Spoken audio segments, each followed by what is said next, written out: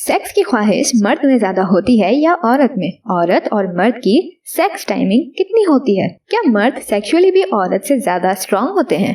वैसे तो मर्द और औरत के दरमियान मौजूद फर्क की बिना पर इन्हें हर तरह से कंपेयर किया जाता है, लेकिन इनके सेक्सुअली डिफरेंट होने पर जरा कम ही बात होती है। और जो बातें होती हैं उनमें से अक्सरियत सिर्फ मिथ्स और मिसकॉन्सेप्शंस हैं। लोग ये तो मानते हैं कि मर्द और औरत मुख्तलिफ हैं। जाहिर है ये फर्क आंख से देखा जा सकता है, लेकिन ज्यादातर लोग ये नहीं जानते कि इस फर्क की वजह क्या है। मेल और फीमेल के हर विजिबल और इनविजिबल डिफरेंस की वजह सिर्फ एक ही है, उनके जिस्म में डिफरेंट हार्मोन्स का डोमिनेंट होना। औरत में प्रोजेस्टेरॉन एंड एस्ट्रोजन और मर्दों में testosterone and androgen hormones dominant होते हैं। रिप्रोडक्शन में इन हार्मोन्स का इंतहाई अहम किरदार होता है। न सिर्फ रिप्रोडक्शन बल्कि मर्द और औरत की वज़ाक़त में भी असल किरदार इन्हीं हार्मोन्स का है। फीमेल रिप्रोडक्टिव साइकिल सीरीज की आखिरी वीडियो में मेल और फीमेल हार्मोन्स लेवल्स को कंपेयर करके हम इन सवालात के जवाब जानेंगे और साथ ही पिछली 3 वीडियोस को भी समराइज करेंगे। ये एक मेल का प्यूबर्टी ग्राफ है। 12 साल तक टेस्टोस्टेरोन ना होने के बराबर है और टीनेज शुरू होते ही इसके लेवल में एकदम स्पाइक आता है। 50s के बाद टेस्टोस्टेरोन आहिस्ता आहिस्ता कम होने लगता है। तो टेक्निकली ये तासुर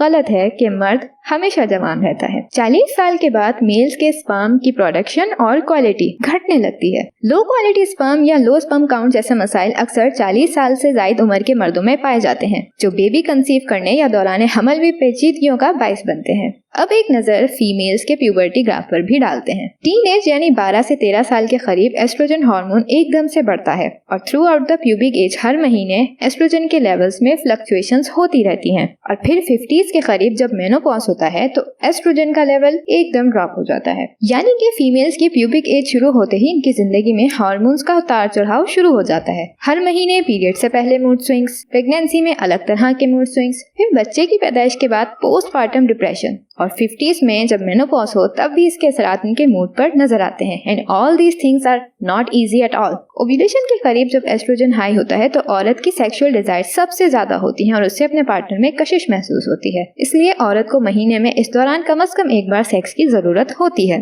फीमेल रिप्रोडक्टिव साइकिल में इन्वॉल्व हार्मोन्स के ये ग्राफ काफी कॉम्प्लेक्स हैं, बिल्कुल ऐसे ही जैसे औरतें कॉम्प्लेक्स होती हैं। या ऐसे भी कह सकते हैं कि इन कॉम्प्लेक्स ऑनगोइंग फंक्शंस की वजह से वो समझने में जरा मुश्किल होती है। इस लिहाज से देखा जाए तो मर्द औरतों से इमोशनली और मेंटली ज्यादा कंपोज्ड और स्टेबल होते हैं, लेकिन इसका ये मतलब हरगिज नहीं कि मर्दों में जज्बात नहीं होते या वो कुछ महसूस ही नहीं कर सकते। मर्दों को भी दुख होता है और वो भी रो सकते हैं। अब रहा ये सवाल कि सेक्स की ख्वाहिश किस में ज्यादा है, तो इसका सिंपल आंसर है मर्दों में, क्योंकि उनमें स्पर्म प्रोडक्शन हर वक्त चलती रहती है। दैट मीन्स उनमें टेस्टोस्टेरोन ज्यादातर औकात हाई ही रहता है, जो सेक्सुअल डिजायर्स को प्रमोट करता है। सो वी कैन से कि मर्द सेक्सुअली हाइपर होते हैं। इस मामले में मर्द टेक्निकली औरत से कमजोर है, क्योंकि वो ज्यादा देर अपनी जिनसी ख्वाहिशात को कंट्रोल नहीं कर सकते। एक मर्द को एटलीस्ट हफ्ते में 3 से 4 दफा सेक्स की जरूरत होती है, जिसकी वजह मैंने थोड़ी देर पहले ही बताई कि इनमें स्पर्म प्रोडक्शन मुसलसल जारी रहती है और इनका जिस्म से खारिज होना भी जरूरी होता है।